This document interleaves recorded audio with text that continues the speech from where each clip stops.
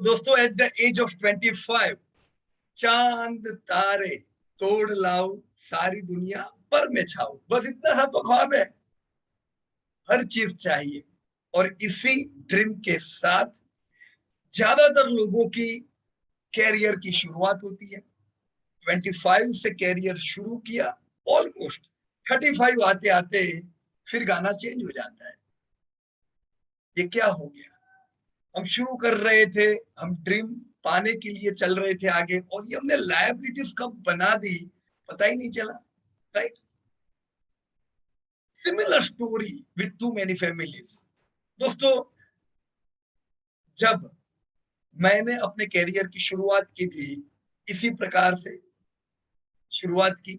Job लगी, job से income आती थी, ड्रीम थे, तो सोचा कैसे अब हम इन ड्रीम्स को पार करेंगे, कैसे हम पाएंगे।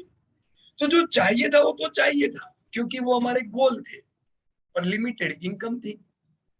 तो ये भी सोचते थे कि इनकम को कैसे बढ़ाए, पर साथ में जो ड्रीम है उनको भी आज पाना है। तो वो पाने की चाहत में कुछ ऐसी गलतियां करते हैं कि वो गलतियों की भरपाई करने में और बरसों निकल जाते हैं। तो दोस्तों, आज का हमारा जो टॉक है ये इसी पे है कि किस प्रकार से मैं एक मेरी एवरेज इनकम से, मेरी एज अगर 25 ईयर, मैंने कैरियर की शुरुआत की है, मेरी सैलरी 30,000 है, और मैं मेरी 30,000 की सैलरी में वैकेशन, गाड़ी, घर, ये सारी चीजें पाना चाहता हूं डेट फ्री। उसके साथ सिक्योरिटी भी चाहिए। तो एनी पॉइंट ऑफ टाइम मेरी बैंक में 12 महीने की मेरी सैलरी पड़ी हुई होनी चाहिए। This is called as security. तो ये क्या मैं कर पाऊंगा? आसान है कि बहुत मुश्किल है? चलो दोस्तों, इस पे हम लोग बात करें। तो 5 मिनट आप अभी वीडियो को यहाँ पे म्यूट कीजिए और थोड़ा सोचो सोचो सोचो सोचो। चलो, क्या ये पॉसिबल है? पहली चीज, मैंने नहीं किया था, मेरे में सब उल्टा था। इतनी सारी लायबिलिटीज मैंने अपने लिए खड़ी कर दी थी कि वो जो 5 साल बाद अगर मैं सोचूं कि ये लास्ट 5 इयर्स में क्या किया, तो जो मैं कमाया वो कोई सेविंग तो थी ही नहीं। उल्टा, अब जो मैं काम करूंगा आगे, वो मैं खुद के लिए नहीं कर रहा था, वो मैं किसी को पेमेंट देने के लिए काम कर रहा था, क्योंकि इंस्टॉलमेंट फिक्स हो गए थे। तो ये चीज नहीं होनी चाहिए। आज बहुत से यंग लोगों ने नई नई स्टॉक मार्केट में भी शुरुआत की, अपने कैरियर की शुरुआत की है। तो चलो, 5 मिनट सोचो ये कैसे हम लोग कर सकते हैं, फिर इस पे बात करते हैं। Right? Just minute for 5 minutes. तो फ्रेंड, हम लोग है एक्सेल शीट पे, और हम कुछ प्रैक्टिकल प्लान करने का प्रयास करेंगे। देखो, मैंने प्लान नहीं किया था, तो मेरे शुरुआत के 5 इयर्स वेस्ट चले गए। हो सकता है आप प्लान करो तो जो गलतियां हमने की थी वो गलती ना हो। राइट? तो हमारे कैरियर में जब हम आगे बढ़ते हैं, जब इनकम आनी चालू होती है, तो सबसे पहला ये इनकम का एक कॉलम बनता है। राइट? तो ये है इनकम कॉलम। हमेशा हमारा ये गोल रहना चाहिए कि मैं मेरी इनकम को कैसे बढ़ाऊं, क्योंकि ये बेसिक चीज है। जितनी मेरी मल्टीपल सोर्स की इनकम हो, मुझे कुछ मैं ऐसा करूं कि मुझे अलग अलग जगह से इनकम होती जाए। राइट? अब ये कैसे कर सकते हैं? But first thing is income. अब इनकम तो मैंने आपकी अभी तो मैंने फिक्स कर दी है कि आप आज 30,000 रुपीज कमा रहे हो, ये 30,000 रुपए में अब मुझे प्लान करना है। राइट? तो इनकम के साथ एक और चीज आती है, एक्सपेंसेस। हो सकता है जब हमने कमाना चालू किया, उससे पहले के एक्सपेंस फैमिली में कोई और उठाते थे, पर अब हमारी कमाई चालू हो गई है, हो सकता है एक्सपेंस भी हमें करने पड़े। तो इनकम के साथ ये एक्सपेंस होता ही है, मेरा भी था। लेकिन जैसे जैसे लाइफ आगे बढ़ी, मैंने देखा 5 साल बाद मैंने वो जो ड्रीम जो मैं पहले देखा करता था ड्यूरिंग एजुकेशन, अब कमानी चालू हुई तो वो ड्रीम तो फटाफट ला देने पड़ेंगे। तो जल्दबाजी में वो सारे ड्रीम लेने के लिए loan loan loan loan loan, तो अलग अलग लोन की शुरुआत हुई लाइफ में। पर्सनल प्रोडक्ट लोन, इसकी लोन, उसकी लोन, तो धीमे धीमे लोन बढ़ती चली गई। राइट? और ये लोन बढ़ते बढ़ते कुछ ऐसा हुआ कि मेरा जो ये जो कॉलम था वो ज्यादा इंक्रीज हो गया। अब होता क्या था, ये जो कॉलम है इसे हम लायबिलिटीज कहते हैं। क्या कहते हैं दोस्तों? Is liabilities. तो लायबिलिटीज का कॉलम मैंने मेरा इतना इंक्रीज कर दिया कि वो मेरे खर्चे को ज्यादा बढ़ाने लगा, राइट। अब मेरे खर्चे तो ऑलरेडी पहले से थे, पर मैंने मेरी लायबिलिटीज ऐसी बना दी जो मेरे खर्चों को और बढ़ा देती थी। इनकम तो मेरी फिक्स थी, 100 रुपीज आते थे। 100 में मैंने कुछ ऐसा किया जिससे 40-30 रुपीज तो ये लेने लगे। तो अब मुझे मेरे खर्चों पे भी उसके खातर रखनी पड़ी, राइट। अब असल में मुझे करना क्या था? मुझे बनानी चाहिए थी एसेट्स जो मैंने दोस्तों शुरुआत में नहीं बनाई थी, राइट। मेरे को भी पेरेंट्स कहते थे कि बचत करो बचत करो, वो मेरे को कहते थे 10% यू शुड सेव।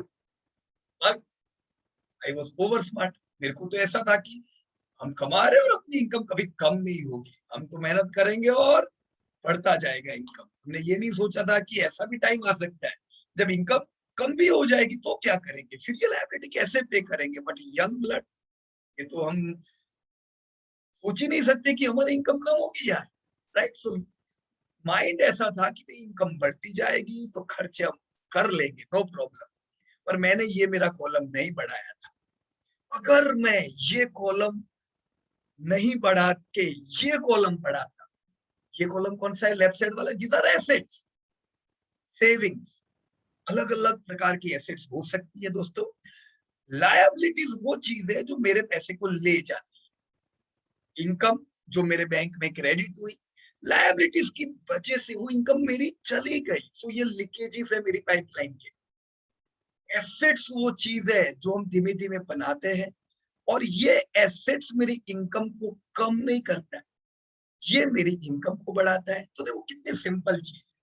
लायबिलिटीज मेरी एक्सपेंस को बढ़ाती है, बल्कि एसेट्स मेरी इनकम को बढ़ाते हैं।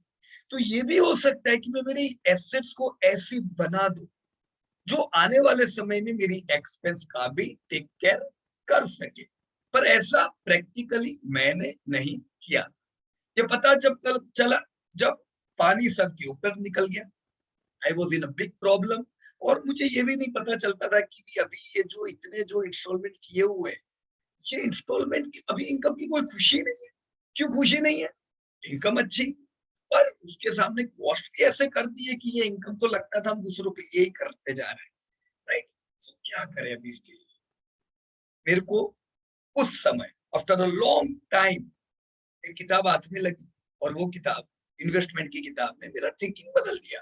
तो उसने मेरे को बहुत हेल्प किया। एंड किताब का नाम है rich dad poor dad. I should think, मेरे हिसाब से is a very good book on investment. तो मेरी आंखें खुल गई और मेरे को वो सब बातें जो पेरेंट्स कहते थे वो याद आई। वो कहते थे सेविंग, मैं कहता था नहीं खर्चा करेंगे। क्यों? क्योंकि मैं तो कमाने वाला हूँ। वो कहते थे कभी बुरा टाइम आएगा तो सेविंग काम लगेगी। हम क्या कहते थे? नहीं आए, राइट। पर अब जब स्ट्रेस बढ़ने लगा, स्ट्रेस क्यों बढ़ने लगा? इनकम की वजह से नहीं, एक्सपेंस की वजह से। वो स्ट्रेस की इफेक्ट बिजनेस पे भी आने लगी। और ऐसा समय आया जब बिजनेस की इनकम कम हुई, तो ये एक बड़ा स्ट्रेस लेके आता है। इससे क्या होता है? बिजनेस पे इफेक्ट आती है, हम इनकी लायबिलिटीज पे नहीं कर पाते हैं। फिर प्लानिंग पे लगे कितने साल बाद? 6-7 साल। कि अभी प्लानिंग करो कि ये सब इंस्टॉलमेंट पे कैसे करेंगे यार, स्ट्रेस नहीं चाहिए। एसेट जीरो थी मेरी। कितनी थी? एक बड़ा अंडा, जीरो। लायबिलिटीज भर भर के थी, गिन नहीं सकता था उतनी लायबिलिटी। पहले ये सोचता था कि भी ये तो कर ही नहीं पाएंगे, कैसे ये सब लायबिलिटी पूरी करेंगे। पर गोल रखा कि धीमे धीमे करके ये लायबिलिटीज को धीमे धीमे खत्म करना है, और एसेट्स को भले आज कुछ भी नहीं है, चलो थोड़ा थोड़ा बढ़ाने का प्रयत्न करते हैं। लेकिन ये एक बिगड़ा हुआ केस था, उसको सुधारना। तो ये तो मुश्किल होता है, टाइम निकल जाता है। ये वीडियो हम 25 साल, मैंने इसलिए पहले ही बताया, 25 साल के लोगों के लिए इसलिए बनाया है ताकि बिगड़ा हुआ केस बने ही नहीं, जो मेरा, हम मेरे जैसे कई लोगों का होगा, राइट। मैं इतने सारे इन्वेस्टर्स को ऑल ओवर इंडिया में मिलता हूँ। 25-35 ईयर के एज, 45, 55, 65, कई को 45 पे पता चलता है, कई को 55 पे पता चलता है कि मेरे को लाइफ में एसेट बनानी थी, लायबिलिटी नहीं बनानी थी। तो जितना लेट पता चलता है उतना केस बिगड़ जाता है, फिर बहुत मेहनत करनी पड़ती है उसको सुधारने में। अब आप सब लोग जो वीडियो सुन रहे हो, 25 की age, young age, wonderful friends, this is the beginning of your new life. मैं चाहूंगा आने वाले 10 साल में, जब 10वें साल हम लोग बातचीत करें, तो आप मेरे को कहो मेरे पास ह्यूज एसेट्स बनेगी। चलो हम प्रयास करते हैं ऐसा प्लान बनाने का। देखो मैंने गाड़ी ली थी, 19th की एज से कमाना चालू किया। इनकम सैलरी से तुरंत जॉब पे क्यों लगे? बिकॉज चाहिए थी।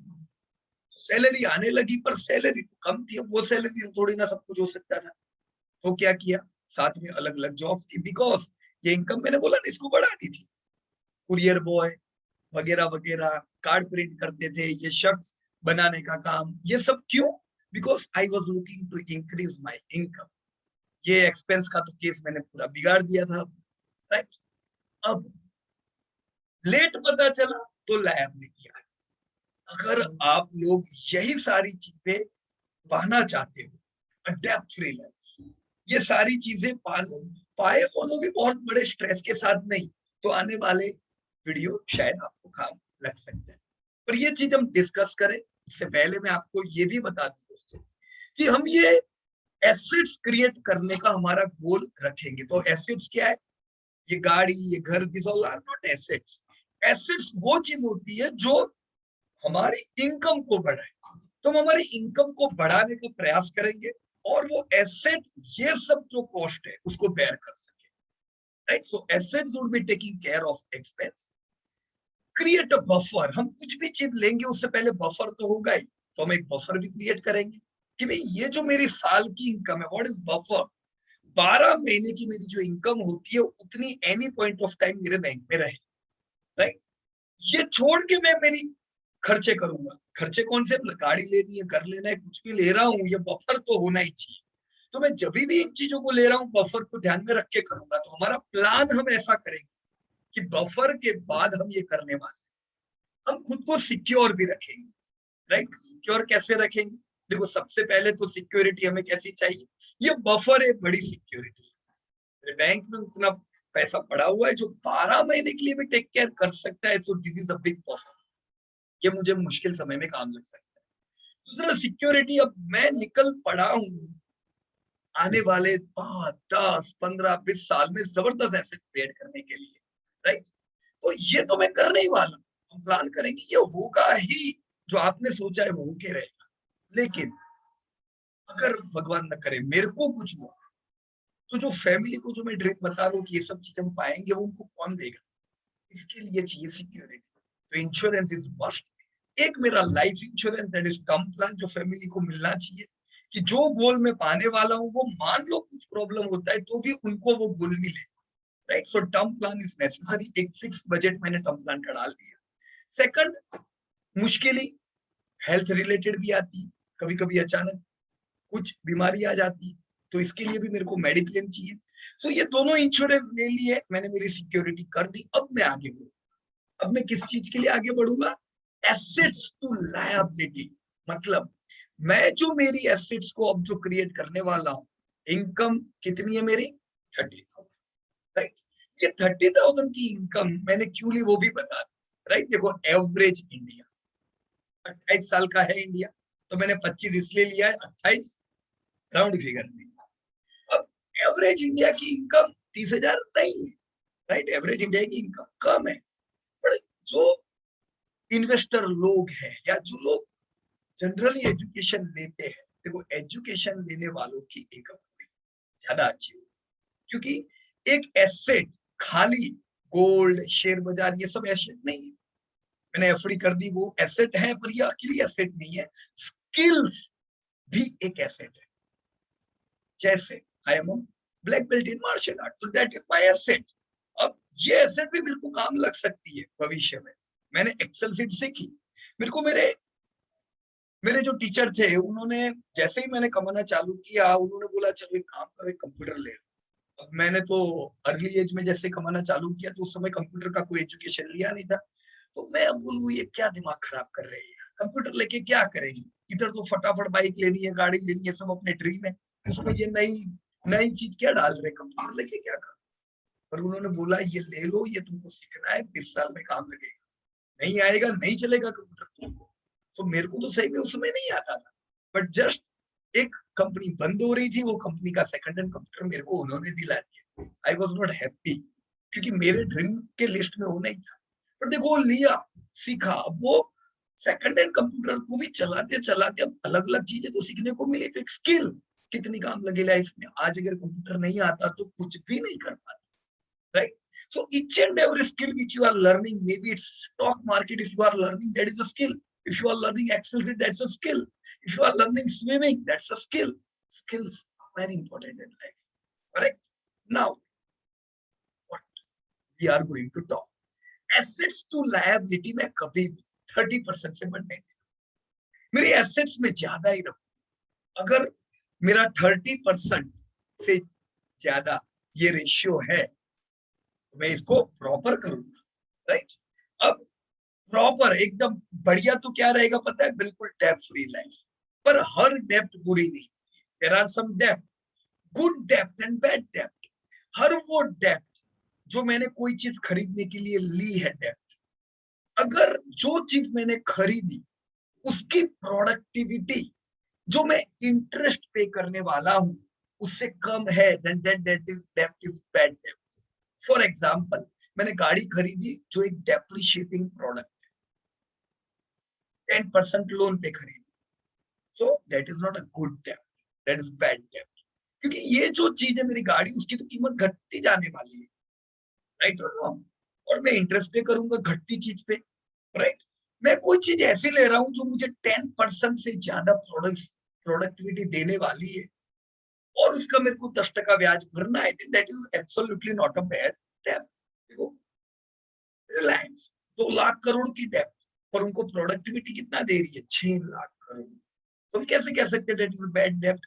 डेब्ट अच्छी बात नहीं है, they are also working to decrease डेब्ट, राइट? पर उन्होंने डेब्ट ली प्रोडक्टिविटी के लिए, प्रोड्यूस कर रहे कि नहीं कर रहे। और हम अगर डेब्ट लेंगे अनप्रोडक्टिव चीजों पे जो कोई प्रोडक्टिविटी नहीं दे रही है, that is not absolutely good thing. तो वो अपनी डेब्ट को पूरी कर पाएंगे, हमारे लिए प्रॉब्लम हो सकता है, right? So let us bifurcate what is good debt and bad debt. Let us see what are assets and liabilities. Assets हर वो चीज जो मेरी इनकम बढ़ाए ताकि मुझे मल्टीपल सोर्स से कल इनकम मिलनी चालू हो जाए। कुछ ऐसा तो करूं मैं, राइट? सी कितनी अलग अलग चीजें, मैं इनकी डिटेल में नहीं जाने वाला हूँ आज, आज ये सब्जेक्ट नहीं है, राइट? पर मैं अलग अलग एसेट ऐसी बनाऊंगा जिससे मेरी इनकम मल्टीपल सोर्स हो जाए, मुझे अलग अलग प्रकार से मेरे बैंक में एंट्री आते ही जाए। इस तारीख टीटी के प्रेस्टीज का डिविडेंड आया, वाओ, जस्ट अभी 2-3 दिन पहले, वाओ। वोल्टास का डिविडेंड आया, हेवल्स का डिविडेंड आया, अरे वो एफडी पड़ी उसका इंटरेस्ट आया। ये सब चीजें क्या है? वो आपके में जो आपकी जो जगह प्रॉपर्टी जो रिलीज पे दी हुई है उसका रेंट आया, मल्टीपल सोर्स ऑफ इनकम हुए। तो ये सब हम कैसे करें? How we can create multiple source of income? Expense तो देखो उतने ही रहे, बराबर है? चलो उस पे दोस्तों हम लोग बात करते हैं कैसे प्लान करें, राइट? मैंने कई लोगों को पूछा कि ये कैसे कर सकते हैं। ये प्रश्न वीडियो बनाने से पहले मैंने बहुत लोगों को कहा है, राइट? तो इसमें कुछ चेंजेस हो सकते हैं जो मैं भी आपको प्लान बनाने वाला हूँ, डिपेंड इंडिविजुअल टू इंडिविजुअल। पर देखो प्लान बनाएंगे नहीं तो कभी फेल या सक्सेस भी नहीं होने वाला है। So let us first create plan, फिर उसको सक्सेस या फेल करेंगे, बराबर है? So you will be able to find this whole calculator in the link given, right? Now, here is the retirement planner. Current age 25, मैं 25 साल बताया है। हर एक व्यक्ति जो अपनी उम्र के हिसाब से अपना प्लान कर सकते हैं, but let us begin with 25 years age. अपने यंग लोगों के लिए ये प्लान है, बराबर है? एनुअल इनकम आपका कितना है? मैंने कितना बताया? आपका मंथली सैलरी 30,000, तो एनुअल कितना हुआ? 3,60,000 इज योर एनुअल इनकम। अब ये चीज हम ध्यान में रखेंगे कि 5% से महंगाई बढ़ रही है। तो आज आपको गाड़ी चाहिए, मान लो आप सोचते हो मैं 3 साल बाद लूंगा तो चलेगा, पर जब आप लेट लोगे, राइट, तो महंगाई के दर के हिसाब से उसकी कीमत भी बढ़ेगी। तो हमने ये चीज को ध्यान में रखा है कि भाई चीजों के दाम 5% से बढ़ने वाले और बढ़ रहे हैं, this is as per inflation, right? अब जो आपकी 30,000 की जो हमने मंथली इनकम रखी, मतलब साल की 3,60,000 की जो इनकम है, मैं ये मान के चल रहा हूं कि आप ये जो इनकम है उसमें एज पर अवर प्लान, हम लोग क्या प्लान करते हैं जनरली, 50, 20, 30 प्लान, राइट। ये प्लान की हमने पहले भी कई बार बातचीत की है। डिटेल चाहिए आप कोई भी दूसरा जो प्लानिंग की जो वीडियो इसमें से देख सकते हो, पर ये हम लोग जानते ही है कि वांट्स में हमारे ये 3,60,000 अगर मैं कमा रहा हूं तो 50% रुपीज तो मेरे वांट्स में जाने ही वाले हैं, खर्चे मेरे घर के, राइट। अब ये 50% यानी महीने की अगर 30,000 की मेरी इनकम है, 15 रुपए के मेरे घर के खर्चे, राइट, इतने तो होंगे। अब ये जो मेरे जो कॉस्ट हुआ 50% मैंने गिना है, राइट, उसके साथ मैं 20% सेविंग गिन रहा हूं, right. So here is a saving. अब देखो ये मैंने लेट सीखा था, तो मैंने जब सेविंग करना स्टार्ट किया तब मेरे से 5% भी नहीं हो पाता था। क्यों? क्योंकि मैं केस मेरा बिगाड़ के बैठा था। मेरे को पहले मेरे अभी जो मैंने लायबिलिटीज बना के रखी थी उसको भी पे करना था। So I was not able to do 5% also initially, but creating a habit is very important, right. अब आपने अभी शुरुआत की है कैरियर की, सो यू नीड टू आज से मान लो 20% सेविंग करने का ही, राइट। देखो हमको भी पेरेंट्स ने बताया था, हमने नहीं किया था, और बाद में यही रास्ते पे आना पड़ा कि नहीं, कि वो तो सही कहते थे, तो नहीं सुन के मैंने गड़बड़ी कर दी, राइट। अब आप 20% का अगर आज से गोल रखते हो देन ये चीज आपको कमाल का रिजल्ट देगी आने वाले समय में। तो 50% खर्चे हुए जो कर होंगे आपके, फिर 50 के बाद 20 आता है, दैट इज सेविंग। तो ये प्रायोरिटी में जाना है, 50, 20, और फिर जो 30% बचते हैं ये आपकी नीड्स। कितने? 30% इज योर नीड्स। नीड्स मतलब वो खर्चे नहीं है, तो ये हमारी जरूरत हो। कैसे? एडिशनल, रेस्टोरेंट में जाना, पिक्चर देखना, सब लग्जरी, राइट। बर्थडे बर्थडे किसी की आई, किसी को गिफ्ट देना, कुछ ना कुछ ये सब तो चलता जाएगा। सो नीड्स पहली प्रायोरिटी। पहली प्रायोरिटी देखो 50% जिंदगी में जी रहे तो खर्चे तो नहीं वाले, राइट। तो 50% खर्चा हो गया, 20% मैंने सेविंग को प्रायोरिटी दे दिया, और ये 20% मैं ये मान के चल रहा हूं कि आप 20% आज जो सेविंग कर रहे हो उसके बाद ही नीड्स पे 30% डालोगे, राइट। देखो 50 प्लस 20 70, तो वैसे भी बचा 30, तो वो 30 नीड्स पे डाल दो। लेकिन मैंने देखा है जो लोग पहले 50 यानी खर्चा कर देते, फिर जरूरतें 30 की करनी होती है, वो लोग 30 को एक्सटेंड करके और जरूरतें पूरी करते, फिर वो बचत नहीं कर पाते। तो हैबिट क्या रहनी चाहिए? जैसे पगार क्रेडिट हुआ, या मैं धंधा करता हूँ, धंधे में मेरी आवक 30,30,000 रुपया है फॉर एग्जाम्पल महीने की। अब वो जो मैं धंधे में 30,000 कमाया, मेरा इस साल इस महीने का मैंने जो 30,000 मेरे पास आया, पहला का इधर जाना चाहिए, saving. So this 20% is priority, choice नहीं है, करना ही पड़ेगा, राइट। तो ये 20% मैंने सेविंग किया, और ये जो एनुअल सेविंग अमाउंट है ये मैं कैसे करूंगा पता है? इस साल 50, 20, 30, राइट। अब जैसे हर साल अंदाजे से मेरे को एक इनकम ग्रोथ लेना पड़ेगा कि, तो अप्रोक्सीमेटली आप क्या सोचते हो कितने परसेंटेज से इनकम बढ़ती हो? देखो इंडिया का जीडीपी पर कैपिटा 10% से ग्रोथ हो ऐसा एस्टिमेट है। इंडिया फास्टेस्ट ग्रोइंग इकोनॉमी है दुनिया की, और पिछले समय में भी इंडिया का जीडीपी पर कैपिटा दूसरी कंट्रियों के मुकाबले फास्टेस्ट बढ़ा है। तो आप लोग इसलिए देखते हो, देखो पहले मैं क्या सोचता था, मैंने नहीं बोला कि पेरेंट्स कहते थे सेविंग करने का, आया मैं नहीं करता था, क्योंकि यंग जब मैं था मेरी जो इनकम थी वो अच्छी आने लगी थी। मैं सोचता था अरे तुम्हारी तो इनिशियली इतनी थी, मेरी तो देखो अभी इतनी होने लगी है। मेरे को नहीं पता था कि ये तो इंडिया ही बढ़ चुका है, तो मेरी इनकम तो अच्छी होगी ना। वैसे ही आप लोग की भी जब आप आज नौकरी पे लगे तो आपकी इनकम अच्छी होगी पेरेंट्स से। क्यों? क्योंकि इंडिया ग्रोथ कर चुका है। पेरेंट्स जब जॉब करते थे वो समय पूरी जीडीपी बहुत डाउन थी, छोटी इकोनॉमी थी तो छोटी इनकम। अब हमारे समय पे ये टाइम देखो 3 ट्रिलियन की इकोनॉमी, तो अच्छी सैलरी। अब आने वाले समय में इंडिया ग्रोथ करके 10 ट्रिलियन जाने वाला है, और बढ़िया इनकम बढ़ेगी। देखो पॉपुलेशन तो 1-1.5% से बढ़ रही है, उसके सामने जीडीपी और फास्ट चलती है। तो जीडीपी पर कैपिटा मतलब इंडिविजुअल इनकम 10% से बढ़ेगी। तो मैंने यहाँ पे दो पैरामीटर लिखे कि मैं ये मान के चल रहा हूँ आपकी सैलरी 10% से हर साल बढ़ती जा रही है, राइट। 10% से सैलरी का बढ़ना और इन्फ्लेशन मतलब महंगाई 5% से बढ़ना, ये दोनों पैरामीटर अपने यहाँ पे लिए हुए, राइट। देखो ये एक नॉर्मल पैरामीटर, इसमें कुछ गड़बड़ हो सकती है, आने वाले समय में महंगाई ज्यादा भी बढ़ सकती है, तो इसको आपको एडजस्ट करना पड़ेगा। अब ये भी हो सकता है आपकी इनकम ये 10% से ज्यादा भी बढ़े, तो इसको एडजस्ट कर लेने का, कम बढ़े तो भी एडजस्ट कर लेने का। कम बढ़नी नहीं चाहिए, क्यों?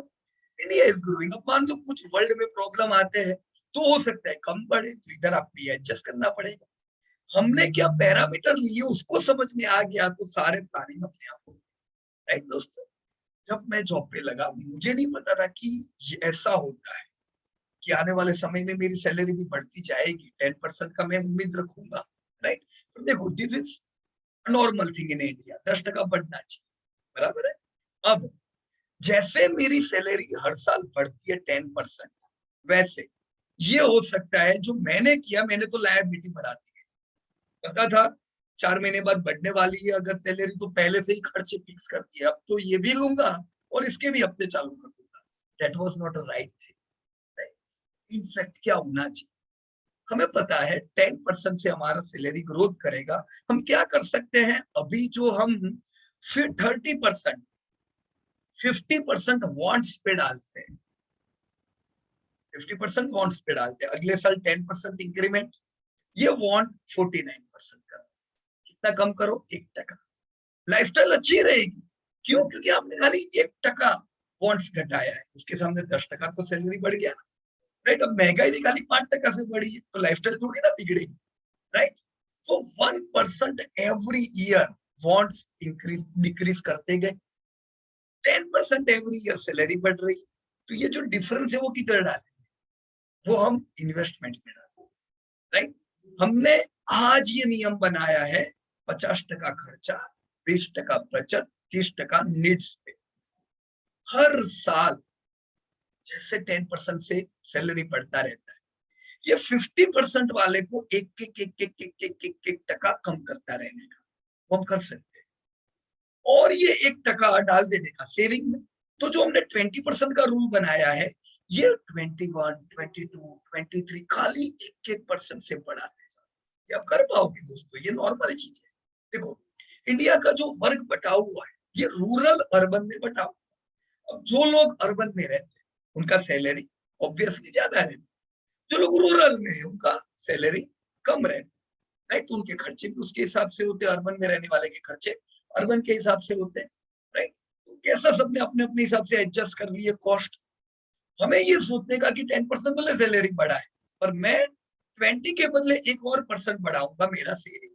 तो अगर ये नियम लेके चलते हो तो बड़े डिफरेंस हो जाएंगे, राइट। रूल क्या था, 50, 20, 30, उसमें मैंने आपका एक और रूल ऐड कर दिया, 20 के एक एक एक एक एक एक एक एक टका हम बढ़ाते हैं। कर सकते हैं क्या? कर सकते हैं ऑब्वियसली, राइट।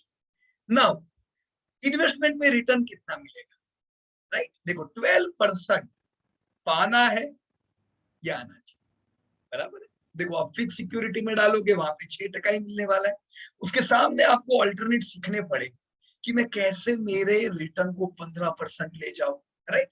15% ले जाओगे तो भी टोटल रिटर्न आपका 15 नहीं जाएगा, कम रहेगा, क्योंकि आपका फिक्स सिक्योरिटी में 6% फिक्स है, राइट। तो अपने आप को एक गोल दीजिए कि मैं 12% रिटर्न पाना चाहता हूँ, हर साल नहीं पाएंगे, पर over the period of time आपका ये 12% कगार का रिटर्न रहना चाहिए। India is a growing economy, this goal is not separated goal, बहुत बड़ा ऐसा नहीं है कि ये अनबिलीवेबल गोल हुआ आपका, राइट। अब दूसरी चीज, ये सारी चीज करने से क्या जो मैंने पहले अपना गोल लिया था, वैकेशन, गाड़ी, घर, ये सब चीज में डेट फ्री पाऊं, साथ में मेरे बफर भी उतने के उतने रहे, क्या ये हो सकता है? चलो देखो, क्या ये हो सकता है 60 साल पे मैं रिटायर हो गया, अब मेरी कोई सैलरी नहीं आने वाली, बट स्टिल मेरा सेविंग इतना होगा। देखो कितना सेविंग हो सकता है, देखा है इधर फिगर मैंने लिखी है, कितनी लिखी है, 15 करोड़ का दोस्तों सेविंग हो सकता है, जो कितना 15 करोड़, जो मेरी जरूरतों को आराम से पूरा कर सकता है यार, आराम से, राइट। ये कैसे करें, लेट मी शो यू। देखो, सबसे मुश्किल समय कौन सा रहेगा पता है? स्टार्टिंग के 3 साल। दिख रहा है यहाँ पे? क्योंकि मेरा जो बफर है, ये मेरी क्या है, इनकम टू सेविंग का मैंने एक ग्राफ दिया है। मेरी बचत जो है वो शुरू किया है अभी तो मैंने, तो वो थोड़ी ना मेरी जो एनुअल इनकम से ज्यादा होगी, सालाना मेरी जो सेविंग है, सैलरी उससे ज्यादा तो होनी नहीं। अब मेरा पहला गोल क्या है? एसेट क्रिएट करनी है, लायबिलिटी क्रिएट नहीं करनी है, तो वो तो गोल के लिए मैंने सेविंग चालू कर दी। दूसरा गोल ये भी है कि मैं ये सारी ड्रीम को पाना चाहता हूँ, और बफर रख के। तो मेरा बफर किधर है? इधर बफर समझिए ना, 12 महीने की इनकम सेविंग में होनी चाहिए, राइट। तो यहाँ पे पहले 3 साल यू आर ऑन रिस्क, तो ये मान के चलो पहले 3 साल रिस्क नहीं लेने के पड़े। पहले 3 साल अपना गोल क्या है? बफर क्रिएट करें। 3 साल के बाद आपका इन्फ्लेक्शन पॉइंट है। कैसे? Here it is.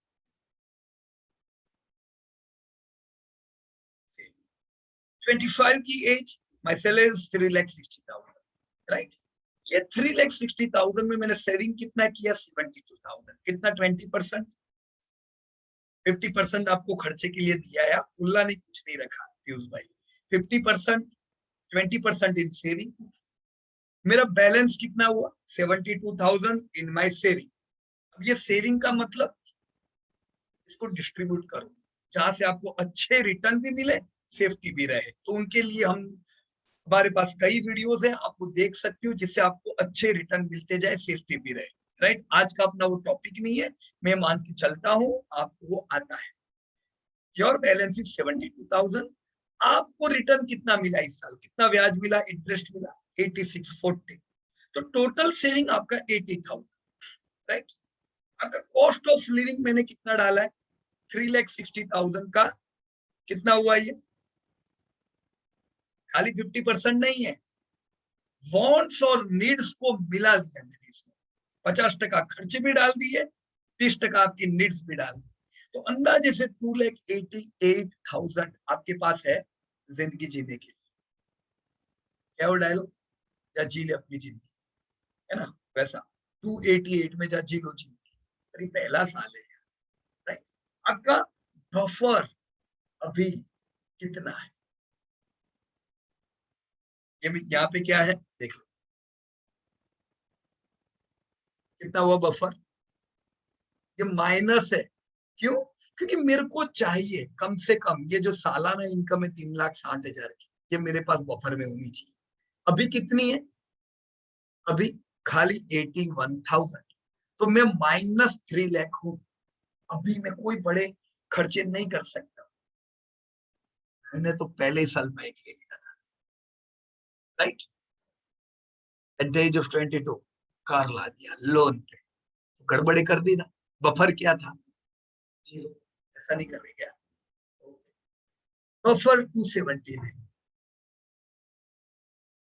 Right. Now 1 साल और 26 साल सेम स्ट्रेटेजी से चलता चला है। अब अभी मैं सेविंग कितना कर रहा हूँ? 20 नहीं कर रहा हूँ, दूसरे साल 20+1। 1% तो दे सकते हो कि नहीं यार? खाली 1% ज्यादा। 20+1 21। आपका बैलेंस हो गया 1,63,000। लेकिन कैसे बैलेंस हुआ 163? इस साल का 83, पिछले साल का 80,000 पड़ा हुआ है ना, तो आपका बैलेंस है 163। इंटरेस्ट ऐड करो 12%, आपका टोटल सेविंग है 1,83,000। ये आपकी एसेट में है। अब वो एसेट कुछ भी हो सकती है, फिक्स डिपॉजिट हो, शेयर्स हो, एनीथिंग, हम बाद में बात करेंगे उसकी। पर 183 आपके बफर में आ गया। कॉस्ट ऑफ लिविंग भी हो गया, देखो जिंदगी भी जी रहे, सेविंग भी कर रहे। बफर अभी भी हमारा नेगेटिव है। मेरे को चाहिए कितना? 396 चाहिए बफर के लिए। अभी मेरे पास कितना है? खाली 183। तो मैं -2 लाख रुपया हूँ यार अभी भी, राइट। ईयर 3, ईयर 4, मैं कब नेगेटिव से पॉजिटिव होता हूँ पता है? इधर इधर इधर देखा, इधर एट द एज ऑफ 29, 4 साल पर। अब मेरे को सेफ होने में कितने साल लगे? 4 साल। सेफ होने में 4 साल, मतलब कि ये 4 साल पे मैं वो लेवल पे पहुंचता हूं जब मेरा बफर नेगेटिव नहीं है। My buffer is not negative, right. मेरी सालाना इनकम 5,27,000 है, और उसके सामने मेरी सेविंग भी तो 6,72,000 हो गई। तो जो मैंने गोल लिया वो मैंने अचीव किया। I am in positive buffer. अब मैं ऑप्शंस खेल रहे हैं ना, अभी खेलो यार, स्टार्टिंग में मत खेलो, राइट। ट्रेडिंग करना है, कुछ भी, मोबाइल लेना है, right. This is the point, क्योंकि अब मेरे पास एडिशनल पैसा है बफर से ज्यादा। अब ड्रीम पूरे करने का टाइम आता है। So this is your inflection point where 29 है। 4 साल बाद हम अब शुरू हो जाते हैं, राइट। अब हम और हमारे ड्रीम्स को पूरा करेंगे। Here you can see your cost of living is also increasing every year. And when you are earning 5,27,000, मैंने आपके 4% कम कर दिए, फिर भी your cost of living 4 lakh, I don't think it's less. 4 lakh रुपया लिविंग के लिए है, तो बचत अकेली नहीं कर रहे, जिंदगी भी जी रही है, मत बोलना एकदम कुछ भी नहीं, राइट। नाउ यहाँ पे मैंने येलो कलर क्यों किया है पता है?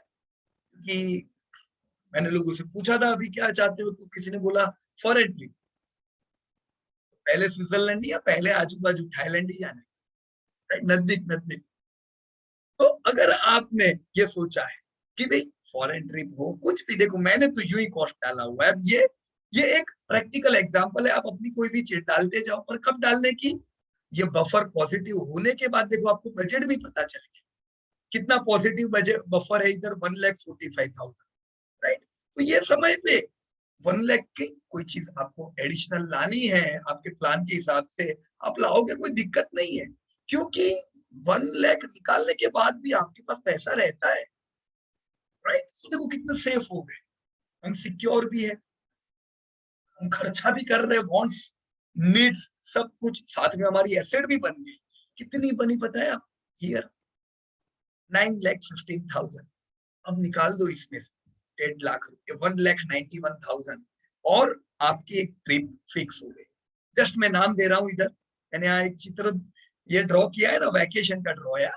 तो अब मैं जब 191 निकाल दूंगा, तो देखो असल में ये आप 25 साल की उम्र में भी जा सकते हैं, राइट। लेकिन इधर जाएंगे, हमारे पास बफर नहीं है अभी, बराबर। और मैं इंडिविजुअली आपके पैसे से जाने की बात कर रहा हूँ, वो भी 30,000 की तनख्वाह में। अब इधर जाओगे, बफर बफर कुछ नहीं रहेगा, इधर जाओगे टेंशन। पर वो 1.5 लाख वाली ट्रिप भी 2 लाख की हो गई होगी, 1,91,000 की। तो आप 191 स्पेंड कर रहे हो, पर आपको वैल्यू क्या मिलेगी? 1.5 लाख वाली मिलेगी। ये भी याद रखने का, राइट। क्योंकि आपने कुछ अपने गोल्स को पोस्टपोन किया है कि मैं 3 साल बाद लूंगा, ये नहीं किया है कि मैं नहीं लूंगा। गोल तो जो देखते हो पूरे होने ही चाहिए। each and every goal should be accomplished, right। अब टाइम फ्रेम अपने हिसाब से एडजस्ट कर। दूसरा, इनकम अगर बढ़ती है, जैसे मान लो 2 लोग कमाते हैं फैमिली में, हस्बैंड वाइफ दोनों लोग, तो आपका और प्लानिंग बढ़िया हो जाता है, राइट। अब ऐसा जरूर नहीं है जिनके नहीं है वो सोचे नहीं नहीं ऐसा क्यों नहीं है, जस्ट एक बात है। अब देखो ऐसे नेगेटिव भी होता है, कुछ लोगों को ज्यादा रिस्पॉन्सिबिलिटी होती है, बड़ी फैमिली रहती है, ज्यादा कॉस्ट होता है, तो उनको थोड़ा तकलीफ भी होगा ये प्लानिंग से चलने, राइट। तो किसी को ये सुटेबल भी रह सकता है, किसी को तकलीफ भी हो सकती है। आप अपने हिसाब से इसको थोड़ा एडजस्ट कर सकते हैं, राइट। लेकिन हम सबका गोल क्या है? एसेट्स क्रिएट करें, लायबिलिटीज नहीं। बफर क्रिएट करें लाइफ की सिक्योरिटी। तो ये हमने देखो 191, आपने 1.5 लाख की चीज खरीदी जो 191 में आई, और आपने जो 9 लाख की सेविंग की थी उसमें से 1.5 लाख रुपया 191 निकल गया, तो भी हमें कोई फर्क नहीं पड़ा। दूसरे साल वापस 9,96,000, राइट। क्यों? क्योंकि आपकी सेविंग में और इस साल 1,65,000 का एडिशन हो गया है, क्योंकि आपकी डिसिप्लिन सेविंग हो रही है। 20 प्लस 1 1 1 1, राइट। ये करते करते देखो, अब मैं आपको खाली तीसरे 30 ईयर की 5 साल में हुआ क्या, आपकी अगर 10% से भी तनख्वाह बढ़ती है, आपकी एनुअल इनकम बढ़ चुकी है, आपकी जो टोटल सेविंग है वो 9,50,000 की हो चुकी है, और आपने अपने गोल पूरे करने की शुरुआत कर दी है।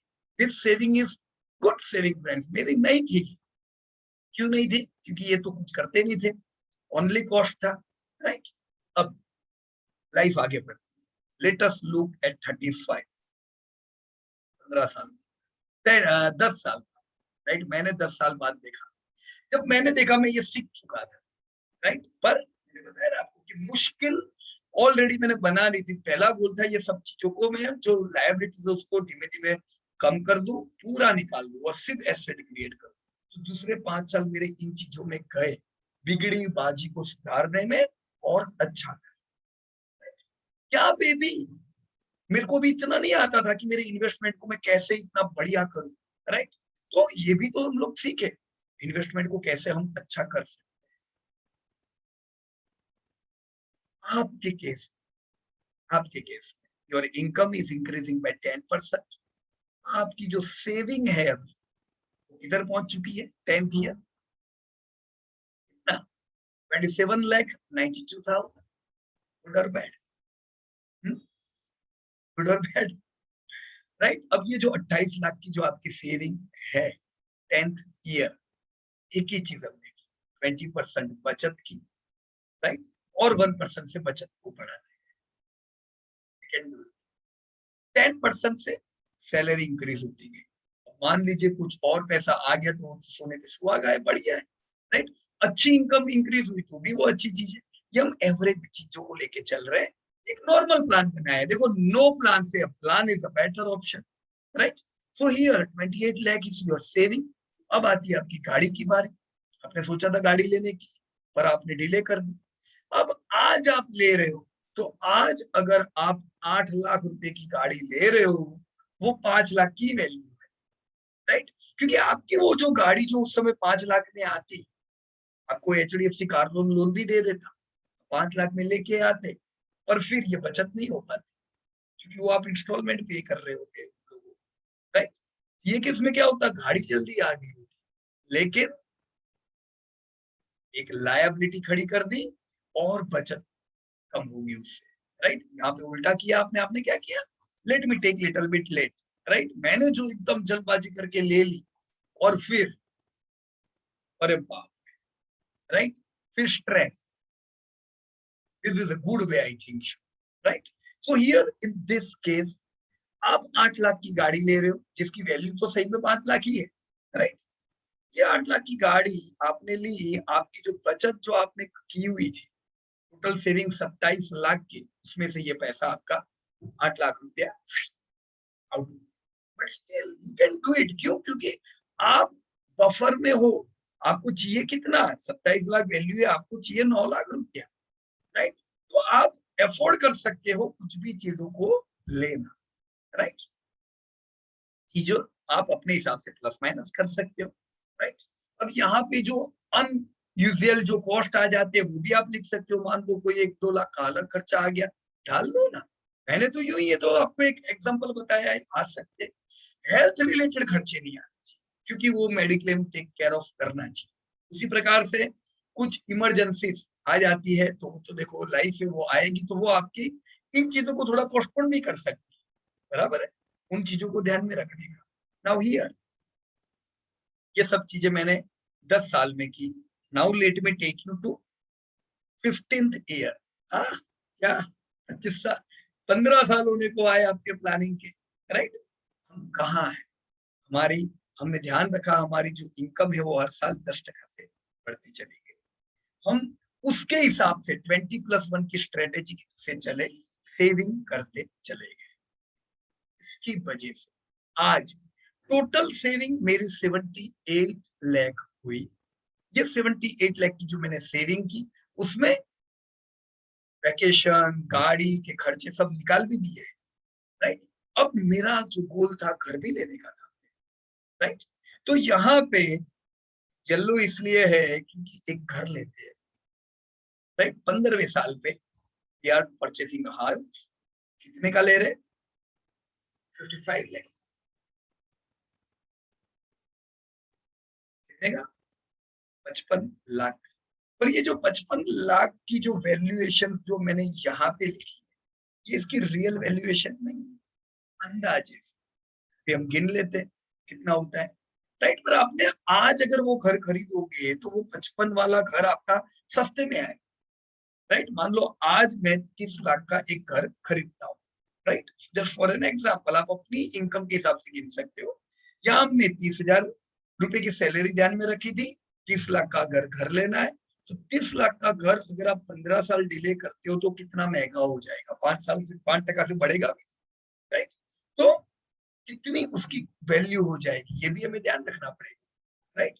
अब अगर मैं लोन पे लेता हूँ तो देखो सिंपल सी चीज है, वही 30 लाख का घर मैं 50 लाख रुपए में लूंगा। क्यों? क्योंकि मैं इंस्टॉलमेंट उतने सारे पे करूंगा। अब वो घर की कीमत 50 लाख होगी तो वो तो सब मैच ही हो गया वापस, इंस्टॉलमेंट भी तो मेरे का है। अब मान लीजिए आप क्या कर रहे हो, 15 साल पे ले रहे हो, तो होगा क्या, उस समय आप जो घर लोगे वो वैल्यूएशन के हिसाब से कितना होना चाहिए। चलो let us count, right friends. कितना है, 25 लाख। मतलब आज अगर 25 लाख का मैं घर लेता हूँ और मैं वो लोन पे लेता हूँ, ले सकते हैं, राइट। मान लो मैं रेंट वेंट पे करना पड़ता है तो वो रेंटल भी तो मेरा जाता है, राइट। तो नॉर्मली मैं अगर 25 लाख का घर लेता हूँ, साथ में मैं इंस्टॉलमेंट पे करूंगा तो मेरी वैल्यू ऐसे भी 50 लाख होने वाली है। अब वही चीज 15 साल पे घर की भी वैल्यूएशन उतने हो गए, तो over the period of time ऐसे देखा जाए तो मेरे वैल्यूएशन नहीं बढ़े, क्योंकि इतने तो मैं बढ़ चुका हूँ। अब इस केस में हमने क्या किया, इस केस में हमने कोई स्ट्रेस नहीं किया। हमने क्या किया, हमारी सेविंग की, और वो सेविंग भी हमारी किधर पहुंच चुकी है, 78 लाख रुपीज। तो इन सेविंग से देखो, आप पहले भी ले सकते थे, पर इससे पहले कभी भी आप लोगे तो आपके पैसे जो माइनस हो जाएंगे, फिर बफर नहीं रहेगा। अब हमें बफर भी तो चाहिए।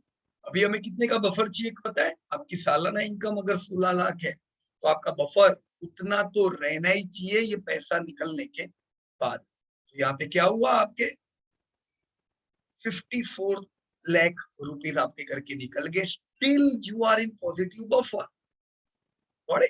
यहाँ पे फिर भी आपके पास देखो, कहीं पे भी आपकी सालाना इनकम से आपकी सेविंग कम नहीं होने दी है, right. So here you are with your vacation, your car, your house, a debt-free life, a very good substantial saving, खर्चा भी पूरा किया है, बॉन्ड्स भी पूरे किए, नीड्स भी पूरे किए, राइट। तो इन चीजों के हिसाब से आपकी लाइफ अगर आप आगे चलाते रहते हो, एक समय आएगा जब आप काम नहीं कर पाओगे, आपकी तनख्वाह बिल्कुल नहीं होगी, तो आपकी सैलरी तो हो जाएगी नहीं, पर एक चीज चालू रहेगी, और वो क्या है, 2 मीटर चालू रहेंगे। 2 मीटर, 1 मीटर क्या है पता है, जो आपने एसेट बनाई हुई है ना, कितनी एसेट है यहाँ पे, आपका टोटल सेविंग देखो, total saving as per 12%, and even after deducting all these house and cars and everything, कितना है आपका सेविंग, 13,58 करोड़। ये सेविंग आपके लिए एक रेसिडुअल इनकम क्रिएट करता है। कुछ पैसा हो सकता है फिक्स सिक्योरिटी में हो, कुछ पैसा हो सकता है स्टॉक में हो जो आपको डिविडेंड इनकम देता जाए, कुछ पैसा आपका प्रॉपर्टीज में हो जो आपको और इनकम दे सकता है। Anywhere this is your saving, it could be anywhere, right. अब ये आपको रेसिडुअल इनकम देता जाता है, तो आपका जो कॉस्ट ऑफ लिविंग है, ये तो देखो हमने कभी भी कम नहीं किया, any point of time, right. शुरुआत से लेके बाद में भी देखो, बाद में यहाँ पे मैंने कॉस्ट ऑफ लिविंग क्या किया बताए, अब तक की गिनती में ये कॉस्ट ऑफ लिविंग कैसे चलता था, मैं गिनता था कि ये मेरी इनकम आ रही, इसमें से देखो टिल द ईयर 60 मैंने जो डिसीजन लिया था, 50 खर्चा, 20 सेविंग, 50, 20, 30 नीड।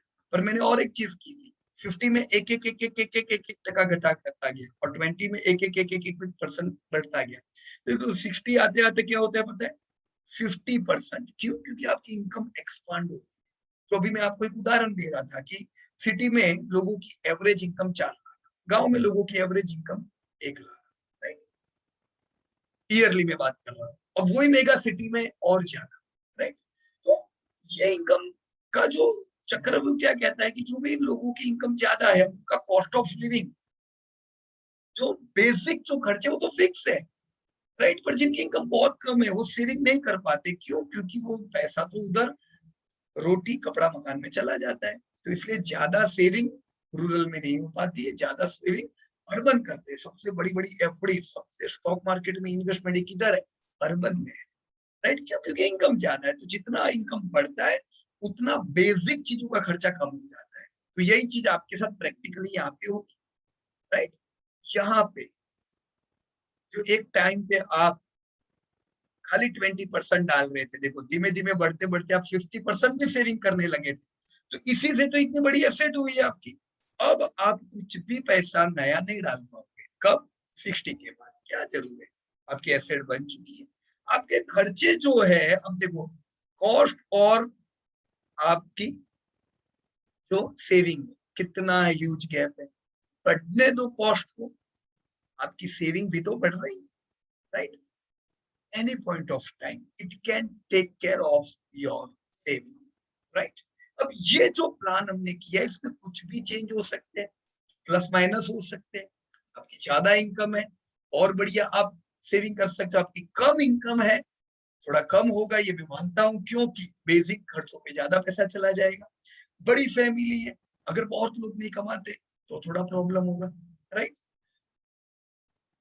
सब लोग कमा रहे और बढ़िया तरीके से मैनेज करेंगे। पर देखो ये बताने का मेरा एक ही पर्पस, प्लान, राइट?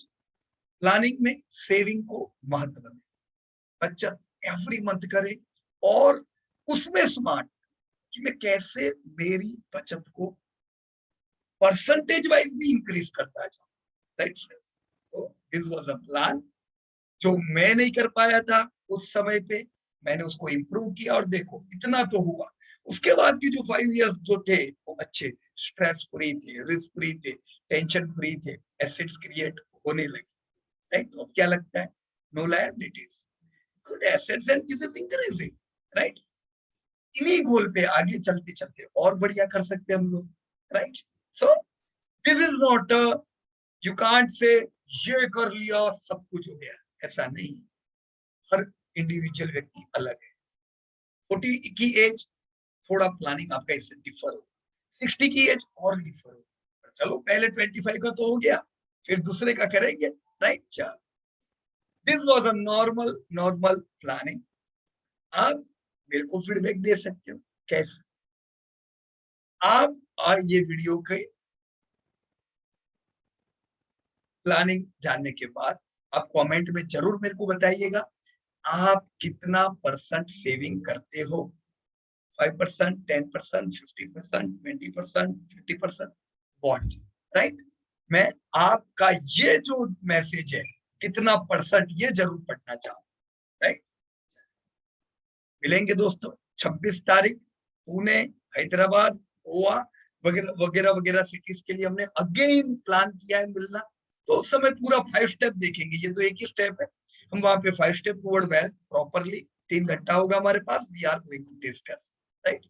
सितंबर महीने, अगस्त खत्म, आज आखिरी तारीख है। सितंबर में कोई नई प्रैक्टिकल लर्निंग की बैच चालू नहीं होगी। अक्टूबर महीने में प्रैक्टिकल लर्निंग की बैच स्टार्ट होगी। तो जो भी लोगों को रजिस्टर करवाना वो अभी भी कर सकते हैं, right? In that October learning batch. Thank you very much, best of luck, जय हिंद दोस्तों।